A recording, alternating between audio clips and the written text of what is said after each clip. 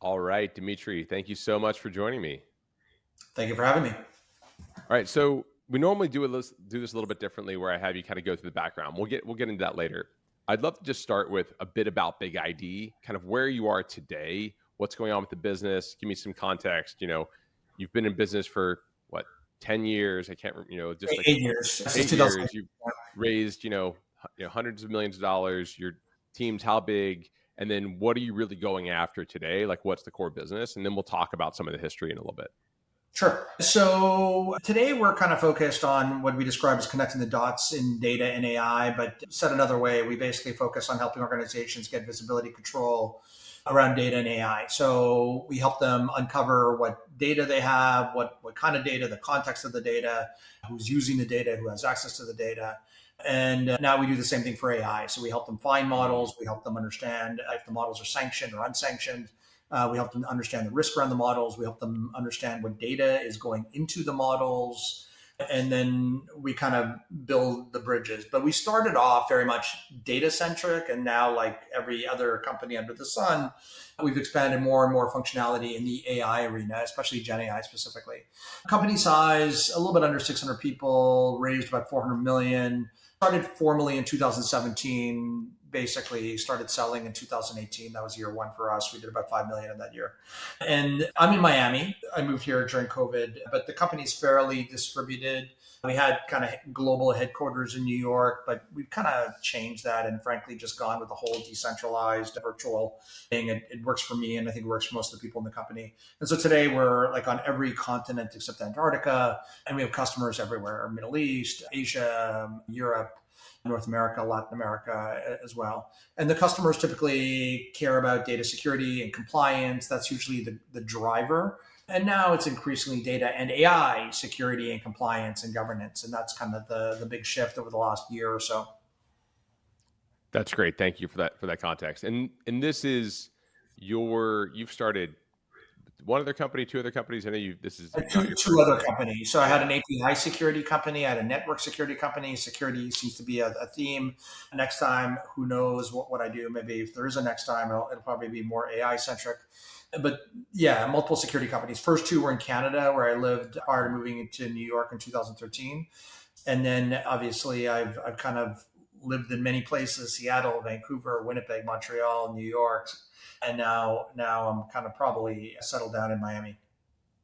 You're a real nomad. You've been everywhere, huh? Well, that's right. Well, that's just in North America. Then there's all the places in Europe and Middle East I've lived. So that comes next. Wow. All right. Wild. And then, I mean, tell me, I know the business really was accelerated by sort of like everyone's concerns about GDPR when you first launched, right? That was kind of the initial, like, real catalyst for growth. Can you tell a little bit about that story, just in terms of like catching that market trend, timing, what that meant in terms of product and scaling? Sure. So when we started, so one thing I've learned is when you kind of look at beginning a company, there's kind of two options really. And most of your audience have probably heard this framing around blue ocean, red ocean, or Sure. green field, brown field, which sounds terrible. But you basically have those two options. And put another way, typically it's like, am I going to do something novel where I have to evangelize and basically invent something new, which is fantastic because it creates a clear path. Usually legacy vendors aren't addressing that issue because it's new. Or I'm going to basically tackle a legacy market with maybe like open source or taking it to the cloud or creating an agentic version of that. That's kind of like the two options usually companies have. So when we were kind of beginning BigID, I wanted to do something new. I sold my last company. I was kind of, my term at the company that acquired us was expiring. My vetting was expiring. And, we knew about me and the guy that I was going to start a company with knew that there was something kind of boiling in Europe, a new regulation around personal data specifically. And I also know enough about the data and identity and other parts of the security landscape to know that there hadn't been much innovation in data security since 2003, 2004. And I'm enough of a history buff, even in boring places like security, to know that the motivator for some of the innovation in data security, like DLP, which was kind of big, got it started around 2003, Yeah, 2004. data loss prevention, right? Yeah. Data loss prevention, right? Yeah. Stopping data from, but part of the motivation was things like new regulations around credit cards, like PCI, and those were the first kind of like, hey, we're gonna crystallize this kind of fear of certain types of sensitive data. And so regulations have a way of providing a tailwind, right? They create a catalyzing event. There's a compelling instance. There's a penalty, usually Urgency. a fine, maybe jail time. There's a deadline that you have to be in compliance. And so as we were kind of thinking a little bit about where we wanted to do something, I thought, well, look, data security hasn't seen much innovation in over a decade. Beyond DLP, there was only really one other piece of innovation, which is Varonis, when they were doing basically insider risk around 2008. So again, we were starting BigID around 2017. So that's 9 years. And so we knew about this event, and we knew that it was going to make everybody subject to it. It wasn't just covering; it was covering any organization that had European citizens, 28 countries at that time, now 27. And Yeah. so so that was kind of, we said, okay, you know what can we do there to be innovative? And then we also realized that the GDPR focus on personal information wasn't just random. It's because when you think about criminality, especially digital criminality, and people trying to steal data, personal data, now it could be passwords, it could be, your address, it could be your credit card, still represents the lion's share of what people steal. Clearly, there's other things like intellectual property and so forth, but personal data is still the stuff that gets the headlines in the Wall Street Journal. And so, you put one and one together, and we said, okay, there's a story here about creating a better mousetrap for protecting and protection and privacy of personal information, a PII. And that was the headline. That was the cover page of the PowerPoint, the deck. And that's how we got started, and started kind of socializing with a couple of investors. And then, I mean, from what I know about the backstory, initially, maybe the market didn't really, it wasn't like a resounding, oh, this is clearly obvious, like we need this, this is the next unicorn. It was a little bit of a slower response for the first year or so, right? So yes and no. So let me so take a step back. So one, we misjudged who the audience was. We were thinking that the audience would be security, and security really didn't care. The audience was actually privacy. So there hadn't been a historical kind of privacy buyer, but to some degree, our eyes were opened up by another vendor, a company called OneTrust, that was really kind of said, okay, you know what, we could create a new buying audience from chief privacy officers. So chief privacy officers were a new thing. Sure. But you had to identify that or something in the GDPR thing, right? Yeah. So look, I'm gonna say my background is security, and the company was Yeah. thinking about the context of privacy as a security function. But we didn't really appreciate that there was all of these privacy professionals, and they were going to be the budget holders initially. And so we actually did pivot a little bit to kind of cater to them. We found organizations that speak to them, like the International Association of Privacy Professionals. I will give some credit to OneTrust, because that was kind of the learning for us, is that, hey, you know what, we've always catered to security, but one thing I've learned in the intervening years is there are multiple stakeholders in data. There's multiple budget holders, right? There's chief data officers, chief privacy officers, chief security officers, and there's more today. There's compliance, there's data lifecycle management, there's even CTOs from a development standpoint. And so once we kind of realized that, okay, these are the people that are going to be at the forefront. They're going to be the vanguard. They're going to care about this first, because they're tasked with this mission to conform with these regulations. That's going to be it. Now, there is a second part to that in terms of a learning we did. We only raised 2 million, which in today's market seems almost embarrassing, right? You hear people raising seeds 10, 15, 20. Sure. Yeah. How things have changed in a relatively short amount of time. But the other kind of realization for us is, because we were approaching the problem from a security mindset, security landscape, we were missing 95% of what a privacy professional wanted to do, right? So there's a whole bunch of stuff. As I like to say, there's 99 articles in GDPR, so kind of 99 problems, as JC would say. And we really only had a solution for one. Mm. right? So we were missing a lot of the pieces in terms of kind of governance, risk, and compliance that was required. But instead of kind of saying, woe is us, how are we going to sell? We kind of doubled down and said, okay, you know what, let's make this one thing that we can do, which was all about understanding and identifying personal data, what data belonged to what person, what identity, that was the Hmm. ID and ID, and solving for that problem, which today people refer to as data subject rights. So we only Mm. had money to really find one swim lane. We couldn't take over the whole pool. We really had to kind of key off of one small swim lane, but we made a bigger deal about that swim lane and about what we did around it on the back end, and even partner with companies like OneTrust and other GRC vendors like ServiceNow. So we doubled down, and then we went.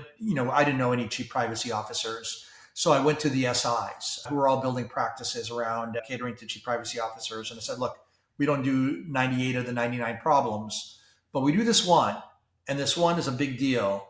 And if you want to address this one, we're the only ones that can do that. And that's how we basically went from like, hey, what do we do? Swimming around trying to find the buyer in a matter of 6, 7 months. I think I did in 3 months. Just again, the team was 6 people. I was one of 2 people in North America. We did, I think, like 1,000,003. And so with that little bit of a pivot where we said, okay, how do we get to CPOs? I didn't know any CPOs, so I got Sure. to find a partner network.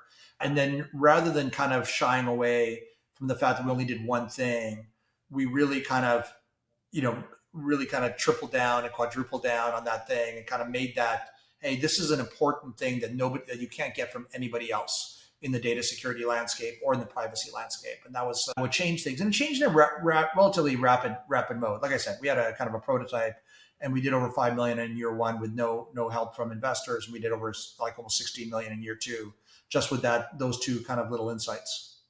And so how did you, I mean, did you have much experience with like channel partners before? You mentioned, system integrators, assuming this is like, are you going to Accenture? Are you going to like more niche players? Like, how did you approach that?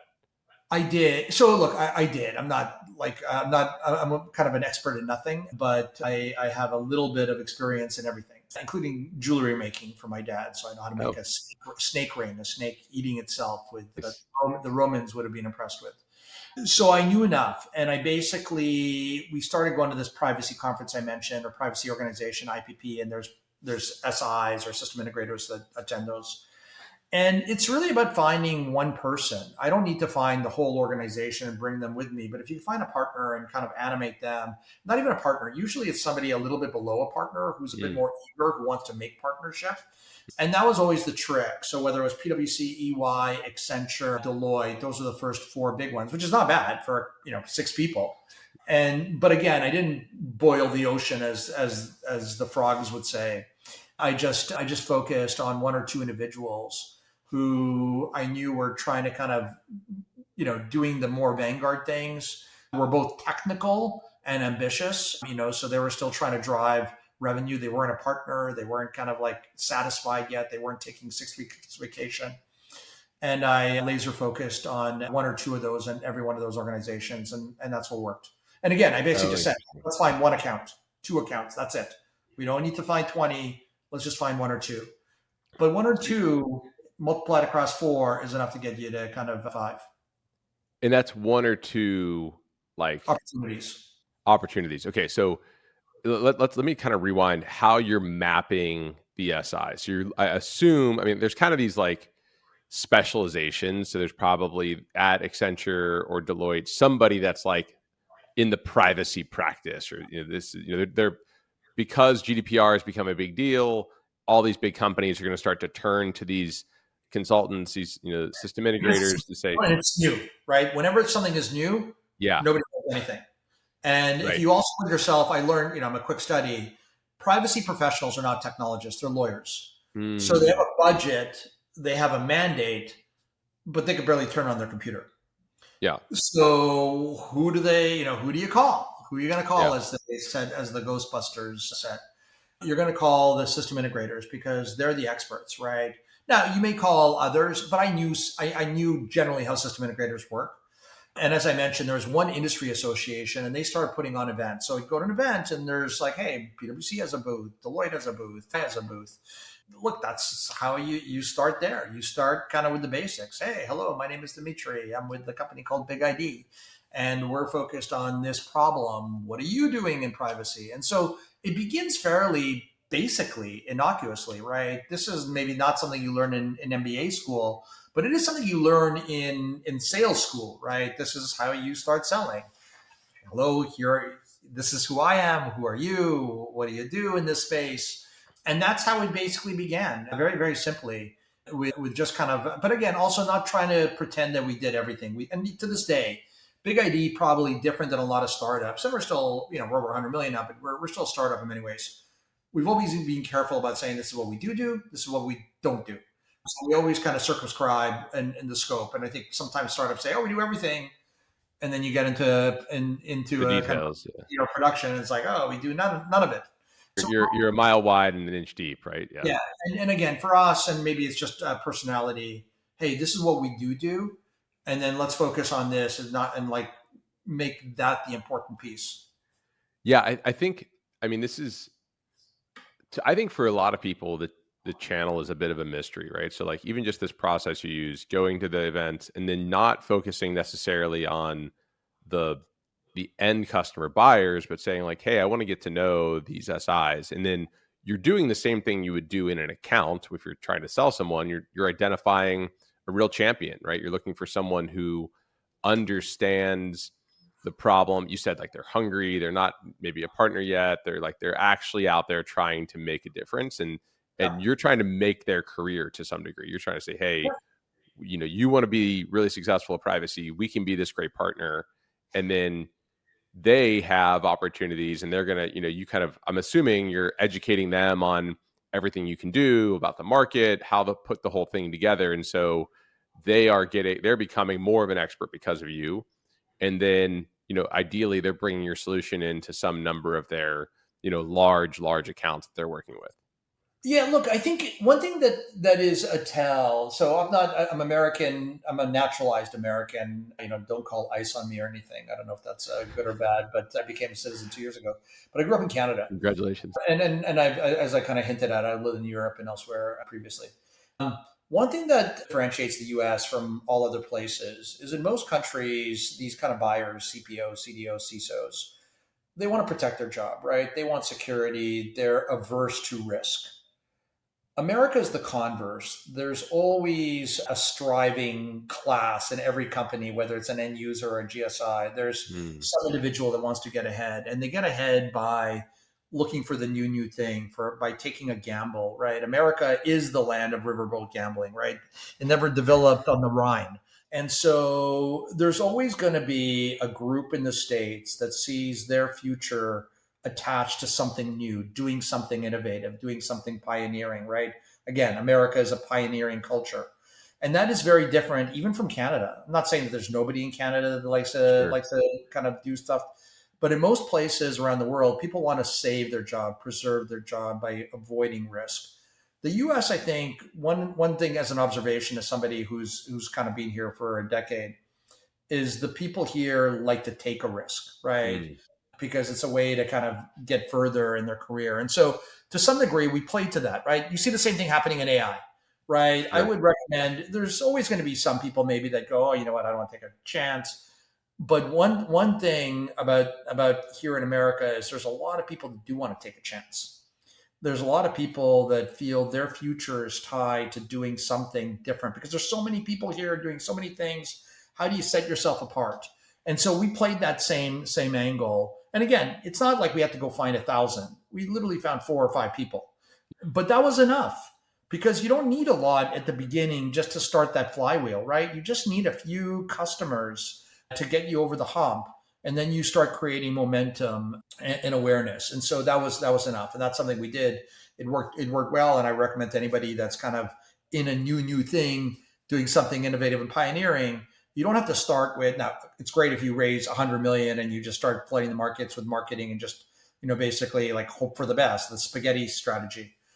But if you don't have that, if you have a more modest kind of beginning, you're going to be able to find people that want to get on your bandwagon. And it's really just a question of finding those people. And then any insight in terms of like how you would structure one of those early deals? Is this, what percentages, how to, for how long, anything like that? Yeah. So, look, great question. So my very first customer was Nike. And I remember they wanted to pay me, I probably shouldn't say this, but hopefully they're not listening, 50,000. And I said, look, you know what? I'm not going to be in business. So what's the point? So I said, it has to be, I think, much more like, I think 8 times higher. And I like literally there was me, the world headquarters for the company was One Pirates Cove, Mamaroneck, New York. That was my house. So kind of a weird global headquarters, but that was the world headquarters for BigID at the time. Yeah. And our next customer was Intel. And so like, again, you had to have, and look, the only leverage I had was to some degree guilt. I said, look, I need something meaty because if I don't get something meaty, I'm not going to be able to raise another round. And so you telling me you want to give me like 2,000 or 3,000 or whatever that number is doesn't help me. I'm going to have to go through a lot of work, but I'm not going to be able to get to where I need to get to, where you need me to get to. And you know what? We were able to make it work. I think our first, that's how, because I was not able to raise, maybe because I was my world headquarters, One Pirates Cove. I was not, like, again, today is very different. I was Sure. not able to get like people throwing money at me. It was quite the Yeah. opposite. And the feedback was, hey, you need to be like, we need evidence that anybody cares about privacy and protection of PII, which today sounds crazy, but Right. back in 2017, that was the state of affairs. And so I had to go and in basically 3 months, figure out how I'm going to basically get over 1 million in revenue. And that's what I did. But again, part of it was like, okay, you want to pay me this? I'm not going to make it. You got to pay me this. And so there was a little bit of this kind of give and take, but also transparency, right? I was honest. I said, look, you need this solution. I'm the only provider or purveyor of that solution. I'm not going to be in business if you want to basically onesie twosie these. Now, again, I do see today we were in a different, more of a predicament because we only raised a couple million, right? So Sure. that only goes so far. I think there are companies today that raise so much, and frankly, it's really about just blanketing the market, and that's a valid strategy. There's no criticism of that. I think if you're fortunate enough to be in that situation, that's a very legitimate situation, and then you can basically go out and do much broader marketing, trying to find those people that are responsive to your marketing. We just didn't have that luxury. So we have to be a little bit more precise and pinpointed in how we go about things. But I think, for anyone, the interesting thing is what you're really doing there is testing the value, right? You're saying, hey, look, I can't accept less than 400K for this contract because I'm not going to have a business. And so they're saying, okay, well, we thought we could get it for 50, but like, is it worth 400? And so if they agree that it is, then you've just tested the value a bit more. I think that's a really powerful, rubric.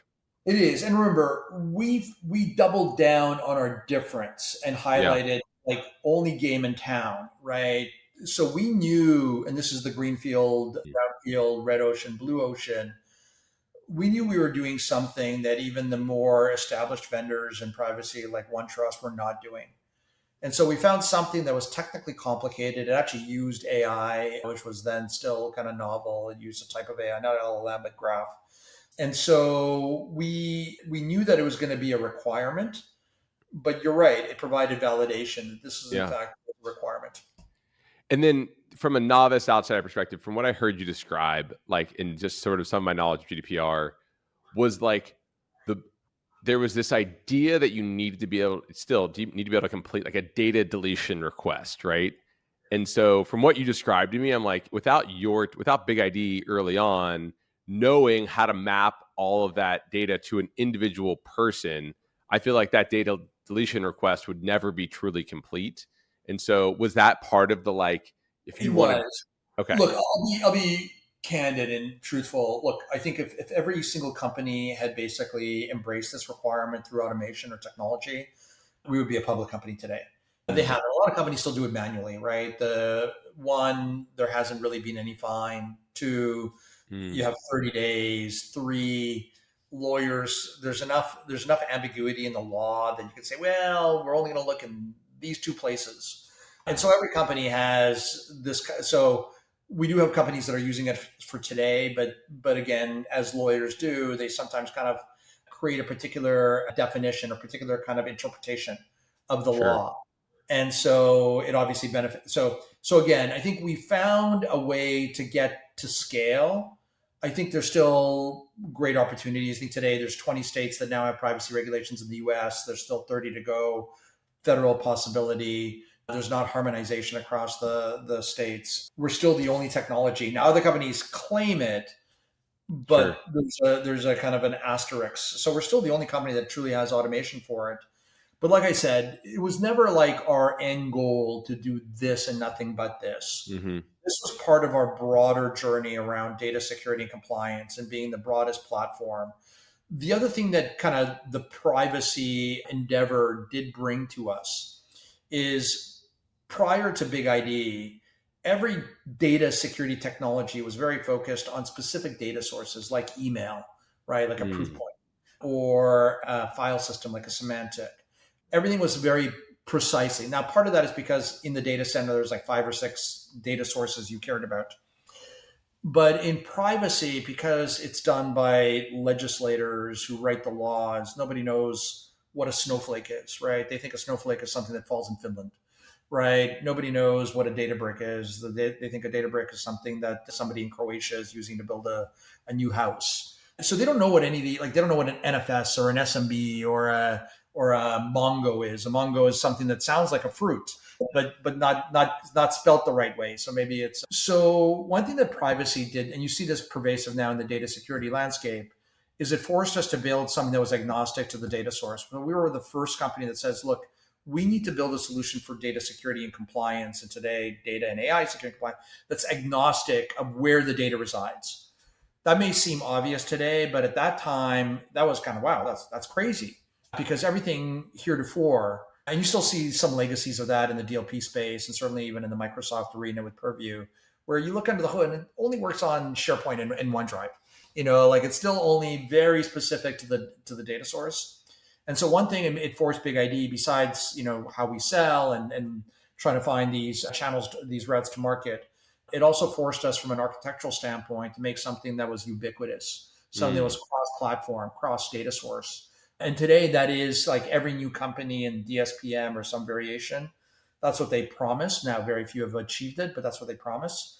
But that at the time was still fairly novel, because again, that's not the way data security was done. You focused on one data source, like in the case of Varonis, network attached storage, and you became good at that and nothing else. Mm. Got it. So you went from sort of like the solutions were almost like verticalized around each data source, and then you went more horizontal, but very specific kind of PII. So you like kind of flipped We the started with PII, but we very quickly. So once we were okay. able to raise more money, and look, we went through a period. We went through this kind of period where we couldn't raise money to say, despite ourselves, and then we went through a period that was the exact opposite. There's a competition in the security world called so there's a conference called RSA conference, RSAC. I'm sure you've attended in the past. And on the first day, they have a competition for most innovative company called the RSA Innovation Sandbox. We applied more as a lark. Just a couple of investors said, "Oh, you should do it." So we did it and we applied, and we actually made it to the 10 finalists. Hmm. Now, timing is everything, right? It's a little bit like in real estate, location, location, location. Hmm. So in tech business, timing, timing, timing. And obviously Very by true.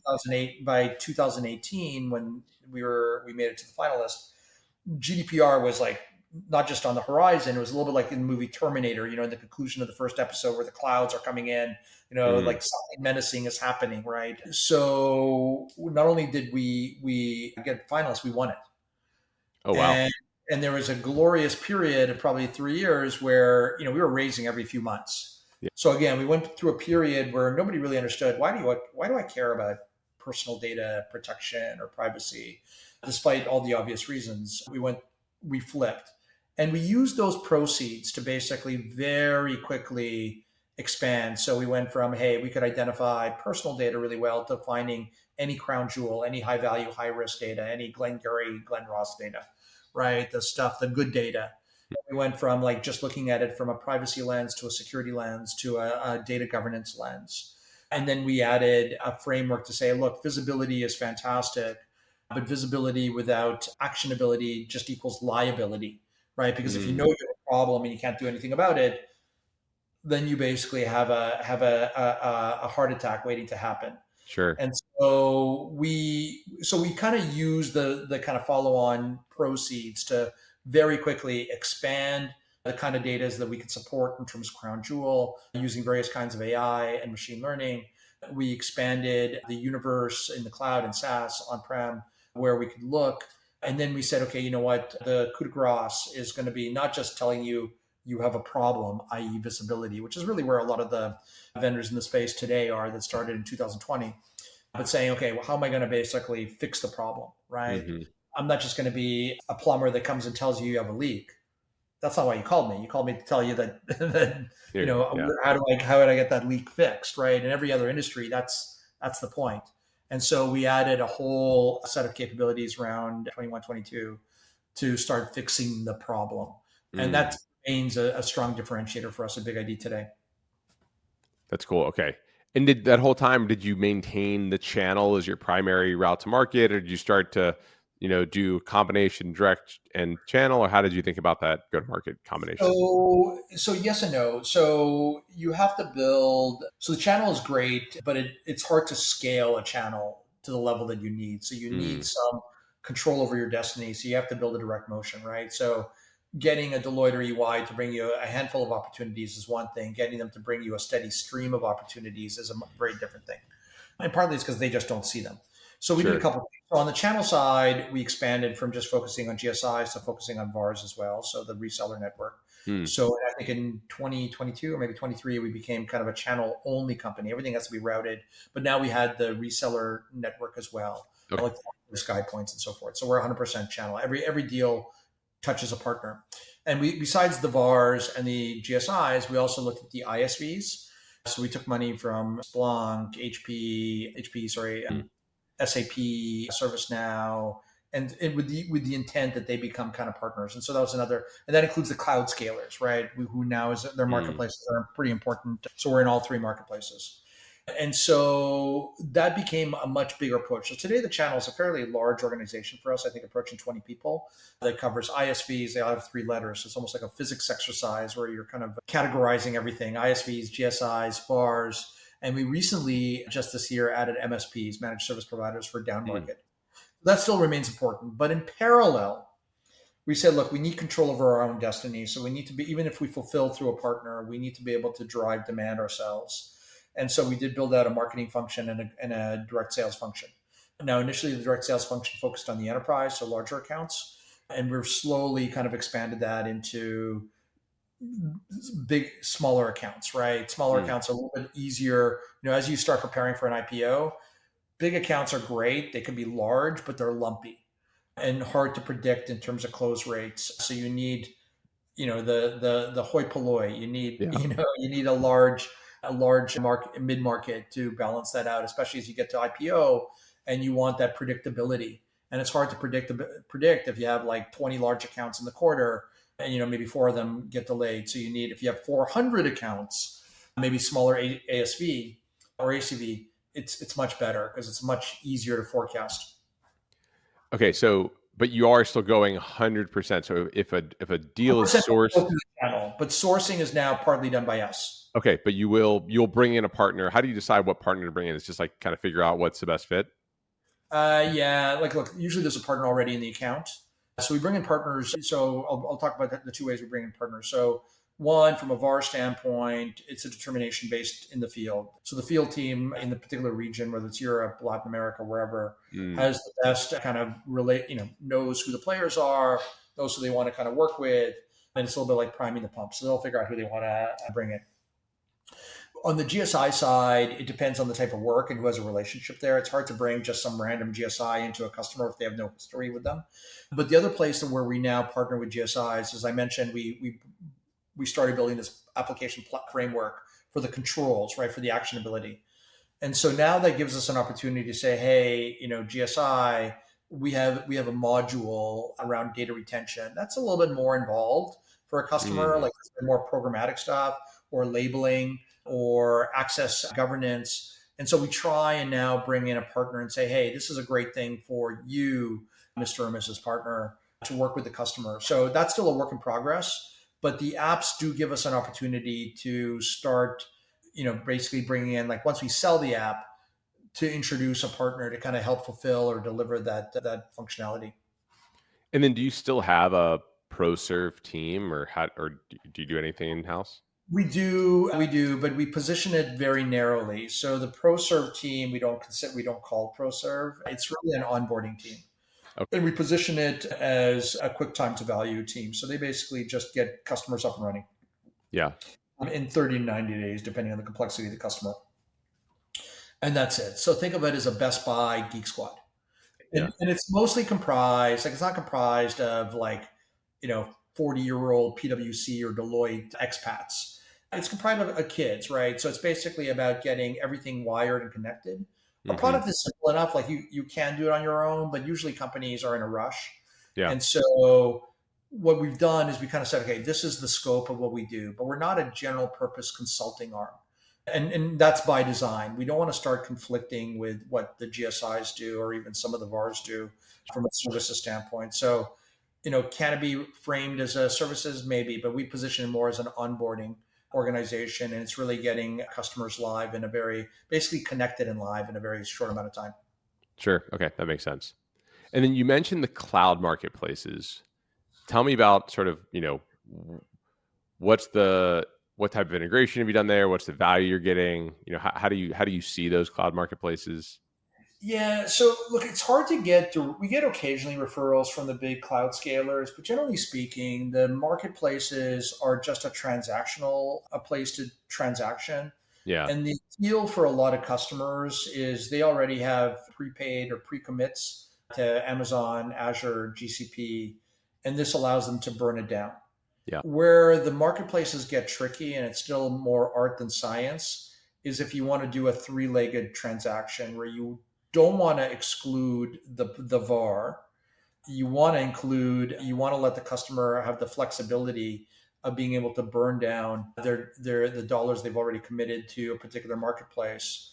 Now, the good thing is there's a whole bunch of VARs that already have these kind of bilateral relationships with the cloud scalers as well. So there is a way of doing it. Hmm. It's still a little bit more complicated because it varies from partner to partner. But generally speaking, the marketplaces are for the benefit of the customer For because the it buyer. gives them essentially an ability to burn down commits, which, Yeah. so basically it's dollars that they're going to have to spend one way or the other. Yeah. And now they could kind of spend it on us. So it gives them, we don't always use it. Not every customer wants to use it, but it's a powerful way to pay for a particular program. My parents preloaded this debit card, and I need to spend on that. Basically, yeah. Like every college student knows what that means, right? Every Yeah. month, if I spend it, like, look, I Yeah. know it's going to get reloaded at the end of the month, so I might as Yeah. well go to the bar one more time. And then I had one thesis around this, which is like, do you feel like when you are included in the cloud marketplace bill that, like, it's sort of like that's just this big pile of spend, and like they're a little bit less, they don't scrutinize the line items within they're just like, oh yeah, we spent 5 million on AWS, and even if like 2 million of that was on ISVs, they're not like the CFO is not digging in as deeply there, to like each of the invoices that's coming through. Is that Yeah, I haven't. Look, I think that's a great question. I think it is probably a little bit easier, especially in you get these occasional kind of blips in the market when interest rates spiked in right? 22, when COVID came on, more recently when the tariff tantrum, I think in April, where you had, Sure. hey, wait a second, everyone's like, oh my God, what's going on? Is this going to be a recession? And you have this kind of like almost perturbation, right? In physics, we would call it a perturbation. And it's this kind of like, wait a second, the bottom falls out of the market. You see it Look in at all of our stock. spend. Yeah. Yeah. Yeah. So everything gets more scrutiny in those instances. And so I do think that there's a way to kind of camouflage some of that. Look, I Yeah. think it's generally a great thing. Honestly, I'm not sure why we don't always do it. But for customers, it's hard to find a customer that doesn't have some some already committed dollars to the three clouds. Right. Maybe there's certain restrictions around what different departments could do in terms of, because you could also see a situation where every department go, great, I'll throw in my lunch into the cloud, everything will go into the cloud commit, right? Maybe no lunch, but every piece of software. So I'll just buy every piece of software under the sun. But look, it's a great convenience for end users, and it's a great convenience for vendors. Yeah, I mean, the one argument I would make against it is basically the Amazon basics, like, sort of comparison, which is, because everyone's selling through Amazon, Amazon has visibility to where like all of the spend is and what products are really getting purchased a lot. And they have like all the analytics. And so I think it just sort of maybe gives them a little more data around where they need to roll out like the, AWS competitor to something if it really takes off. But that's only Yeah. because they've been so, Amazon particularly has been so, I don't know, like they just have done that in a pretty predatory way on the Amazon mark, like .com Look, side. with all of these things, there's discounts, there's gross margins. So Yeah, look, as we become a bigger company, when I was starting, I didn't think about gross margin a lot. I do think about sure. gross margin a lot now, Yeah. right? I think about all the KPIs around sales efficiency, like constantly. Partly my board reminds me to think about it. So look, all of these things have bad effects, right? So if you can imagine, you pay X percent to Amazon, you pay another large percent to a VAR, maybe a GSI comes in and takes, also has a kind of a finder's fee or something. So, you could go bankrupt if you basically, just sprinkle it around everywhere. So I do think you have to be a little bit more thoughtful. And this is where you get some complexity as, later in life around routes to market, how you fulfill, how you sell, because there's a desire, I'm going to sell through everybody. But you also have some ISVs that want to take a percentage as well. Mhm. So if you want to be able to tap their sales force, they want to also take a percentage. So again, we're still navigating some of that. And again, we have a alliances team, and then we have a sales team that helps us navigate. We actually combine them. So alliances now fits under sales, which it didn't before. Mm. So now sales is more just a customer team, pre and post. But again, like everybody else, we're kind of making our way through some of these decisions. Yeah, that's interesting. Okay, and then talk a little bit more about how AI is changing your business, both from how you work, what the market opportunity is, anything that you think is relevant, because it is such a impactful, shift in the business. So There is. So look, I think it's impacting a couple of ways, right? So look, we've been using, I think I mentioned we used AI from inception. The right, very first technology we built was, now it used graph, not LLM, but AI predates large language models. Large sure, language models are a particular flavor of Gen AI, and transformer model and performs a very specific task, but we were kind of using AI at inception. So, look, I think I'm going to talk about a few impacts. I'm going to try and enumerate them. So, first, I'm going to talk about just the kind of operation of the business. hmm, Then there's the kind of making the technology easier. So, this is where you do the MCP and agentic sure, and all the kind of co-pilots in your product. And then I'm going to talk about products we build for AI, right? hmm, What are the use cases we want to support that other people have as part of their AI prep? And the last thing I'll just talk about is kind of market perception. And I think, frankly, the immaturity of where the market is. And I mm, think where a lot of people, like, I don't think people have a clue, certainly outside of the data and AI space. I think if you talk about security professionals, oh, yeah, LLM will solve all my problems. LLM is not a one trick pony, right? It's not a hammer to every nail. It solves very specific problems. NLP solves some, NER solves some, cluster analysis, go down the list. But I think there's this kind of misperception about, what can and isn't possible. And so anyway, so let me kind of start with the way we kind of view AI. So one is we are looking at using AI across the company sure, in the tooling. So we have started replacing some of the tools that we used for sales, marketing, HR with more AI forward tools, hmm, because they come with typically a lower headline cost, and there's a little bit more automation. So that's why. And we actually now have an internal IT czar that's kind of mandating that, saying, okay, what else is possible? The other thing that we're doing is we are looking for opportunities at savings and efficiency, right? So we are trying to mandate across the various departments We haven't formalized it, but it will get formalized and crystallized over the coming months. That look, you as a department need to be more efficient. I want to see what you've done, either through software or through other types of efficiencies to leverage that. So that's one thing we are doing, and you see that with the big companies, and now it's kind Sure. of percolating. Now, in our product, we've also kind of embraced all flavors of AI. So the way we identify data as part of our general privacy security, we started with Graph, I think, which is a type of AI. We now have methods that involve NER, LLM. Now, it's not a one size fits all. Now, we don't tell the customer, pick which AI you want. It depends on what they want to do. You want to do exact value matching? There's an AI for that. You want to do look for combinations of attributes? There's an AI for that. If you want to look for how data is connected to an individual, there's an AI for that. If you want to be able to infer data, like inference, so I want to be able to figure out who the data owner is. There's an AI for that. I want to find all the derivative data. So here's the parent, here's the children. There's an AI for that. So we have, I think, more in our space patents than anybody else around the application of AI. So identification of data is profuse, even like LLM, right? We'll be announcing at Black Hat in less than a week the first prompt-based LLM classification. So what does that mean? While a lot of vendors saying we do LLM, mysteriously, none of them offer a prompt. And if you've ever used OpenAI or any Copilot, you know that, well, that's kind of weird because, most AIs are not black boxes. They have a way for you to interface with them, to converse with them. And so, and the value of the prompt, which also begs the question as to what they're doing in the background. But the value of that is it allows you to basically give the power to a business user, non-technical user, to go find whatever they want. Even the ability to go say, here's a new law, I'm going to copy paste into the prompt, go tell me what's in my data. So that's an example. So we have a flavor of that. In addition, we've offered what we were calling Copilot, but now we're now calling agentic assistance, a set of that to basically help you do various tasks inside of the product. Reporting, be able to do certain types of inferences. Like I want to figure out who the data owner is.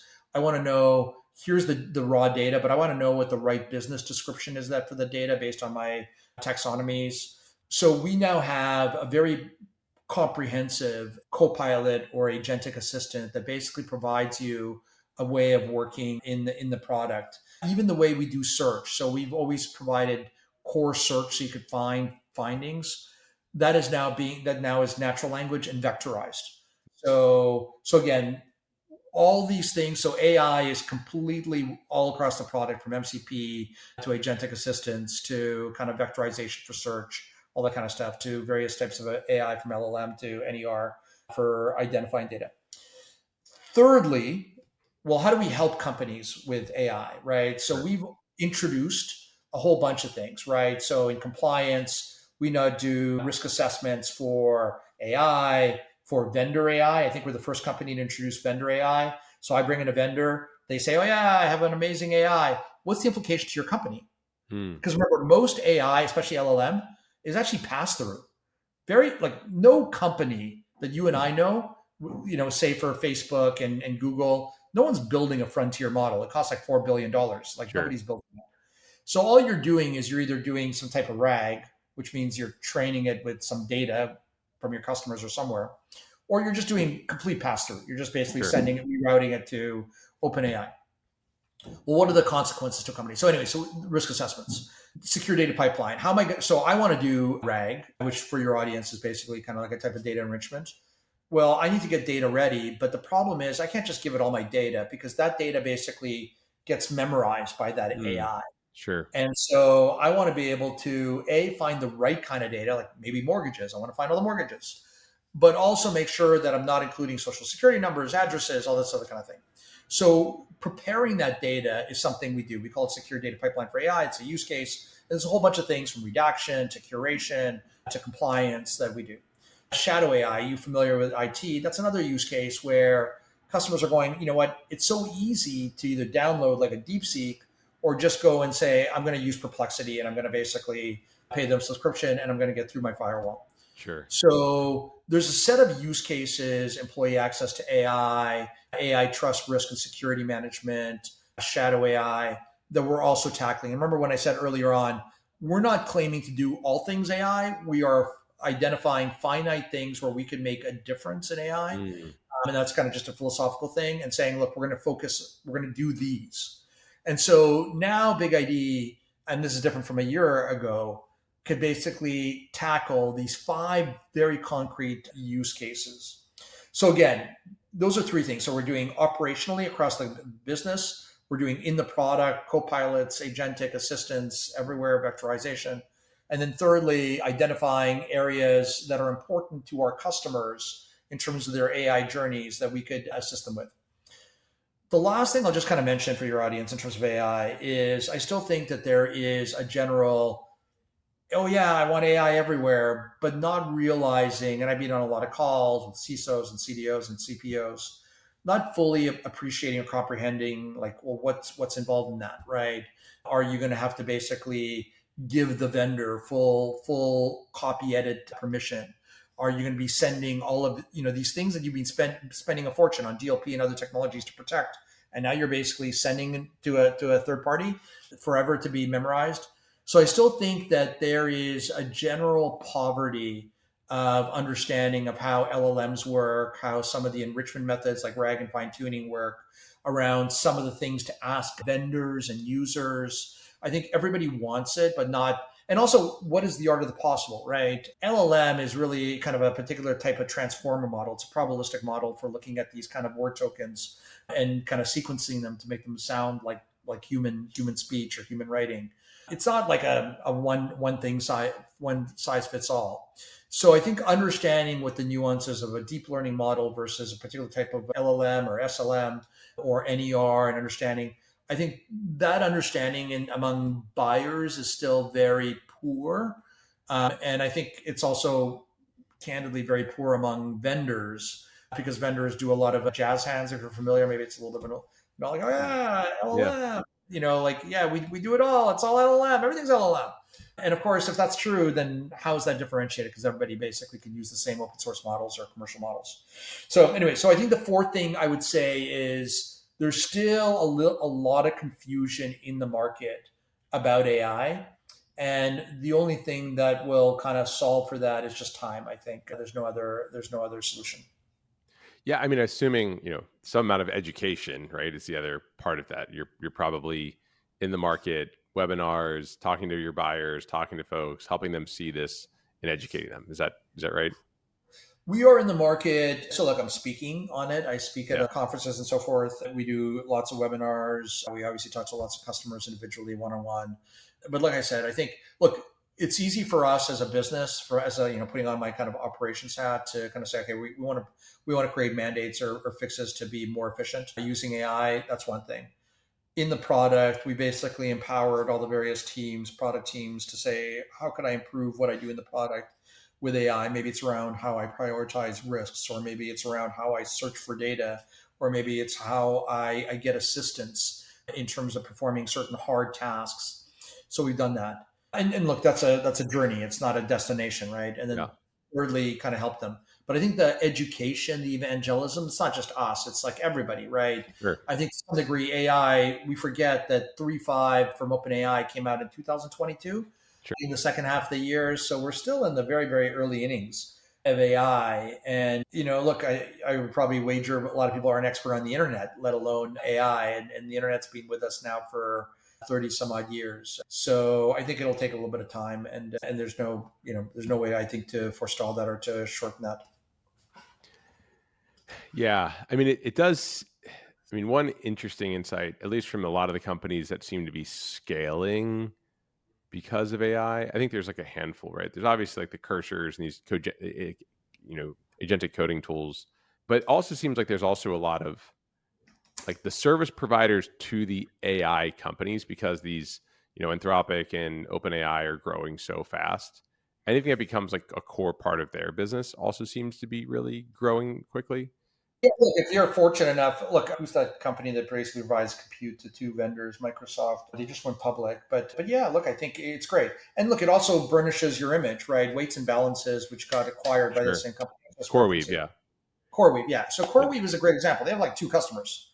I think one is Mm, OpenAI, one is Microsoft. Like that's basically their entire customer base. yeah. If you look at Weights and Balances, which got acquired by CoreWeave, they all the big vendors use them, but again, they didn't have like great revenue because there's only so many companies that are building foundation models.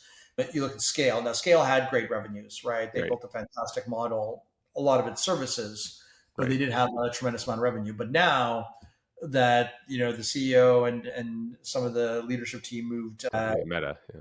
to Meta, yeah, is it Meta or did he go to? I can't keep track of who's hiring who, but did he Yeah. go to Meta? I believe so. Yes. Yeah. So now that he's there, I guess he's running the super intelligence, whatever, or he's Yeah. one of the 15 people running it. I think they've had Google and some of the other people that were using it. So look, I think it's great if you could get in one of the foundations, certainly grow with them. And certainly it's been fantastic for NVIDIA.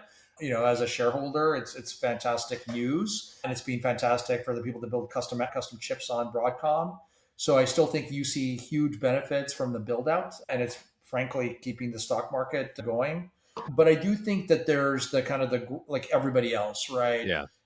There's not a vendor today that isn't the way I described it, right? Thinking about AI for efficiency, thinking about AI as a way to improve their product, thinking about addressing certain AI use cases. Every single vendor is doing that. So that means that you have 5,000 enterprise vendors that are now thinking about how do we do all three things with AI. And so it'll be interesting to see how quickly they achieve the efficiencies, the improvements to their own product, but then also being able to quantify what use cases are they going to be able to speak to in that AI problem space, right? Like, how am I going to prepare data? How am I going to label data? How am I going Hmm. to ETL data? Whatever that is. And so that'll be interesting as well. Yeah. And I mean, I guess this is like a philosophical question. Do you think, do you think AI is going to allow you to do more and expand your offering and make this sort of like a broader platform, or do you think it's more about efficiency? Like, how do you see? Yeah, so in terms of our product, so one is it's going to be look, I think from an efficiency automation standpoint, it's remarkable, right? So whether it's just from a big ID operations like sales operations, marketing operations, HR operations, like obviously, right? You're basically replacing certain manual tasks with some type of Sure. automation inside of the product. I also like look, it's going to enable not only more automation, right? So for instance, we offer certain capabilities that today are done manually in a governance space that require people to physically say, this data is mapped to that business term, and that's not a scalable approach. So we do that automatically using AI. So there's some of that. But it also gives a couple of new interesting things that, so people are talking about MCP server. We've introduced a couple and server side or product side agents as well. It first of all also downplays the necessity and importance of your user experience, right? Historically, user experience is like everything, right? Mhm. How easy is it to use the product? How clear cut? And it becomes harder as your product gets more complex. There's more things, and you don't want to confuse people. AI creates an equalization, right? Because now you don't have to really worry about the user interface because Mm. now you're providing people a different way of interacting or interfacing with the product through this kind of AI assistant, whether it's a prompt or something more audible or something more visual. So I think that's really interesting from all vendors, right? So Mhm. essentially you're almost creating this notion of a headless product. Now, I don't think we're going to see UX disappear as an important principle, but it is a very new, if you think about kind of retail omni-channel, it's a very important and novel channel in terms of how people interact with your product. And so we're spending a lot of time on that, right? In terms of building server side and MCP, because we believe more and more customers really want to get to the destination. They don't want to be clicking a lot of things to get there, right? Sure. If I want to be able to create a particular type of report, why do I need Talk. to go, Yeah. okay, I need to export the data to Snowflake and I need to be able to integrate it with Tableau and I need to be able to, or whatever that is, or I need to be able to cleanse it or normalize it. Why not just say, I need the following data and I want to make sure the data is accurate and everything just happens for you? Yeah. That's what people want, right? They want to get to the destination. They don't really want to be able to figure out all the pieces of how I basically get through the journey, right? Turn left, turn right. They don't want that, which same thing as like driving, right? We all want autonomous cars. I don't want to like even look at the roadmap. The other thing it's going to allow us to do is also this notion of federation of actions. So right now, usually we bring people back to our product, right? Even if there's like, an email you get or something, they Hmm. come back to the product. Well, all of a sudden, because there's going to be agents kind of embedded inside of other products, you can say, well, you know what? I'm going to interface or interact with BigID through Slack. I don't need to come back to BigID. I'm going to say, I'm looking for this, and I'm just going to get an answer. And that's also a really interesting possibility. Now, my last company was in the API space. I think APIs kind of promised that Hmm. reality, but they never really got there. That mechanism was still fairly brittle, breaks easily, and so you never got that true federation. APIs basically were just a way to kind of sync data. But here, because it's a little bit asynchronous, right? You tell your local agent, I need the following. And then it goes and finds an agent with the right tooling and the right skills to go do the things it needs to do. So you're less concerned about, and talks to all the MCP servers to find out what they kind of expose. So I do think that's another really interesting possibility in terms of changing the way we work. Is that A, we'll be able to get to the destination much faster, but we'll also be able to work wherever we want to work, right? Whether it's in email or whether it's in Slack or whether it's in Salesforce or and there may not be one place, there may be multiple places to be able to get to the same result. So this idea of like historical, if I have to jump to BigID, I have to jump to Salesforce, I have to jump to ServiceNow, I have to jump to I think some of that is also over the next 2 years is probably going to is slowly going to dissolve. So instead of keeping all the context in your head, basically you have an AI agent that's like kind of jumping between things, but maintaining the context. Yeah. And like, yeah, yeah, So I that's think cool. there's going to be two elements. So again, we're right now building all this stuff in our product, Sure. but now we're starting to say, okay, you know what? We want the reality is sometimes people just want to say, okay, where do I want to get to? So for instance, I want to prepare a data set for doing RAG for training an AI Hmm. model. I want to find everything that looks like a purchase order between the following dates. I want to make sure that it's every file is different, not the same. I want to make sure there's no personal information. What do I have to go search for it and Sure. that's it. I already gave you the instructions. Just come back when you're ready and bring me back the data set. So BigID is doing that right now. Like I think we'll actually have some of that by the end of this year. Yeah. So we already have all the tooling to do that. So we already have the mechanism to do that in the product. But now we're building the agents to be able to go orchestrate that for you. Yeah. The next step right after that is great. I mean, BigID, I could basically get to the destination I want to get to by just telling it. The next step is, well, what if I don't actually want to be even in BigID? What if I want to basically be in ServiceNow? Or what if I want to be in Slack? Or what if I want to be in and just get whatever? Kind of like the old adage, if I want to look at data scientists, would be in Jupyter notebooks, right? I just want to I have a place where I want to work, and maybe I have multiple Sure. places. And so that idea of being able to federate the functionality again, APIs kind of promised that, but didn't quite get there because they were kind of very rigid. The thing that makes this kind of AI agentic model a bit better is that you only really are working with your local agent. The agent is almost like again, some of your audience won't remember this, but like a travel broker.